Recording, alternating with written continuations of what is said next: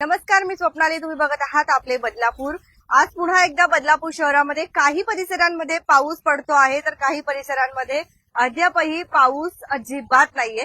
तर असा कुठला कुठला परिसर आहे तुम्हाला जर माहिती असेल तर नक्की सांगा. आता सध्या आम्ही बदलापूर पश्चिम परिसरातून आलो.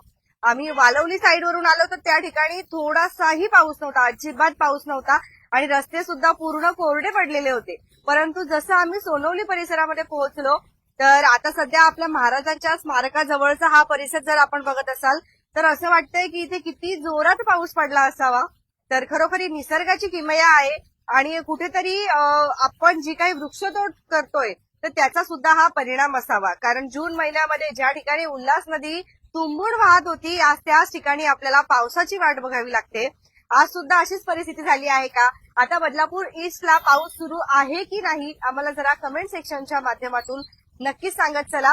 आणि बदलापूरमध्ये आता खरं तर खूप जोरात पाऊस पडायला पाहिजे होता आतापर्यंत, परंतु तशा पद्धतीचा पाऊस आपल्याला पाहायला मिळत नाहीये.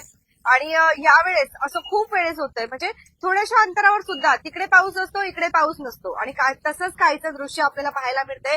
पुन्हा एकदा बदलापूर शहराचं जे काही वातावरण आहे ते सुंदर हिरवगार झालेलं आहे. परंतु जर तुम्ही पर्यटक म्हणून बदलापूर शहरामध्ये येत असाल तर कृपा करून याची काळजी घ्या की तुम्ही कुठेही नदी नाल्यांवरती, ओढ्यांवरती जर जात असाल, फोटोशूट करत असाल तर स्वतःची आणि कुटुंबाची काळजी घ्या. कारण कालच आपण एक घटना बघितली ज्यामध्ये बारवी डॅम मध्ये बुडून एका तरुणाचा दुर्दैवी मृत्यू झाला आणि तो तरुण देखील बाहेरून आला होता. तर अशा पद्धतीचा कुठलाही प्रकार जो आहे यंदाच्या वर्षी तरी बदलापूरमध्ये जास्त प्रमाणात आपल्याला व्हायला नको, यासाठी आपण नक्कीच काळजी घेतली पाहिजे. बघत रहा आपले बदलापूर. स्वप्नालीसह धन्यवाद.